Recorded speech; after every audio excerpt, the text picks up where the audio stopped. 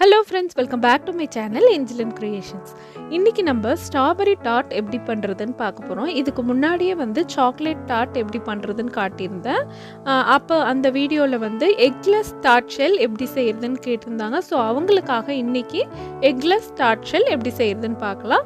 First dart shell ready பண்ணுறதுக்கு நமக்கு இந்த மாதிரி ஒரு சீவ் எடுத்துக்கோங்க. அதில் 130 கிராம்ஸ் ஆல் பர்பஸ் ஃப்ளாரும் ஒரு 3 டேபிள் ஸ்பூன் அளவுக்கு ஐசிங் சுகரும் 1/4 டீஸ்பூன் உப்பு அப்புறம் ஒரு 70 கிராம்ஸ் பட்டர் நமக்கு ரூம் டெம்பரேச்சரில் தேவை. நம்ம நல்லா இதை ஜலிச்சு விட்டதுக்கப்புறம் அந்த 70 கிராம்ஸ் பட்டரை அந்த மாவோடு சேர்த்து ஒரு ஸ்பூன் வச்சு மிக்ஸ் பண்ணுங்கள். கையில் மிக்ஸ் பண்ண வேணாம். கையில் மிக்ஸ் பண்ணும்போது அந்த பட்டர் நம்ம கையிலே மெல்ட் ஆகும். அப்போ அந்த டெக்ஸ்சர் மாறிடும்.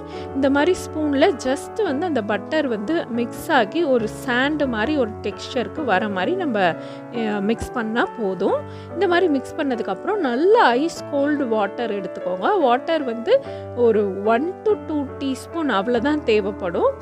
அந்த மாவை நம்ம கம்பைன் பண்ணணும், அவ்வளோதான். நம்ம வழக்கமாக சப்பாத்தி மாவு பிசைகிற மாதிரி நல்லா போட்டு நீட் பண்ண தேவையில்ல. ஜஸ்ட் எல்லா மாவையும் ஒன்றா திரட்டி சேர்த்து வச்சுக்கணும், அவ்வளோதான். இந்த மாதிரி நம்ம மிக்ஸ் பண்ணதுக்கப்புறம் இதை ஒரு கிளிங் ரேப்பில் போட்டுட்டு ஃப்ரிட்ஜில் ஒரு 1/2 hour செட் ஆக விடுங்க. இப்போ நல்லா சில்லுன்னு இருக்கிற இந்த டோவை எடுத்து இது மேலே கொஞ்சோண்டு மாவு டஸ்ட் பண்ணிவிட்டு நான் ரோல் பண்ண ஆரம்பிக்கிறேன். இது கொஞ்சம் ரோல் பண்ண கஷ்டமாக தான் இருக்கும், ஏன்னா இதில் ஃபுல்லாக பட்டர் இருக்கிறதுனால.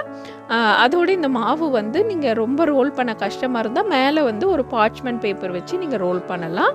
திக்னஸ் ஃபஸ்ட்டு ஸ்டார்டிங்கில் நீங்கள் டார்ட் ஷெல் பண்ண கற்றுக்கும் போது ஓரளவுக்கு திக்காக நீங்கள் ரோல் பண்ணி எடுத்திங்கன்னா இந்த மாதிரி டார்ட் ஷெல்லில் ஃபிக்ஸ் பண்ணுறதுக்கு உங்களுக்கு ஈஸியாக இருக்கும்.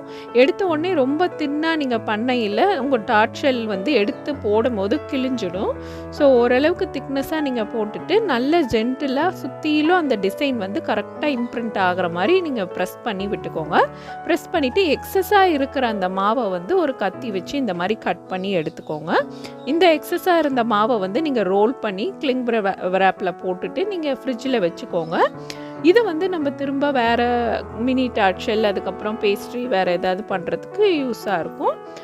நம்ம இப்போ போட்டு வச்சுருக்க இந்த டார்ட் ஷெல்லில் ஒரு ஃபோக் ஸ்பூன் வச்சு ஃபுல்லாக எல்லா பக்கமுமே குத்தி விட்டுக்கோங்க. அப்போ நல்ல ஏர் உள்ளே போய் நல்லா பேக் ஆகி ஈவனாக உங்களுக்கு பேக் ஆகி வரும். இப்போ நான் இதை ஒரு 10 நிமிஷம் ஃப்ரிட்ஜில் வச்சுருந்தேன். அந்த 10 minutes அவனையும் ப்ரீ ஹீட் பண்ணேன். 170 டிகிரி செல்சியஸில் ப்ரீ ஹீட் அவனுக்குள்ளார வச்சு எனக்கு இந்த மாதிரி நல்ல ப்ரௌனாக க்ரஸ்ட் வரத்துக்காக 25 minutes பேக் பண்ணேன்.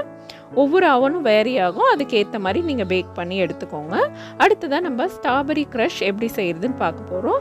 இந்த ஸ்ட்ராபெரி க்ரஷ் பண்ணுறதுக்கு நான் 250 கிராம்ஸ் ஃப்ரெஷ்ஷான ஸ்ட்ராபெரிஸ் எடுத்துருக்கிறேன். அதை நல்லா கட் பண்ணிவிட்டு ஒரு மிக்ஸி ஜாரில் சேர்த்துக்கோங்க. சேர்த்துட்டு கூடவே 80 கிராம்ஸ் சர்க்கரை சேர்த்துட்டு இதை நல்லா அரைச்சிக்கலாம். ரொம்ப நைஸாக ஸ்மூத்தாக அரைக்கணும் இல்லை, கொஞ்சம் கொஞ்சம் ஸ்ட்ராபெரி சங்க்ஸ் இருந்தாலும் பரவாயில்ல.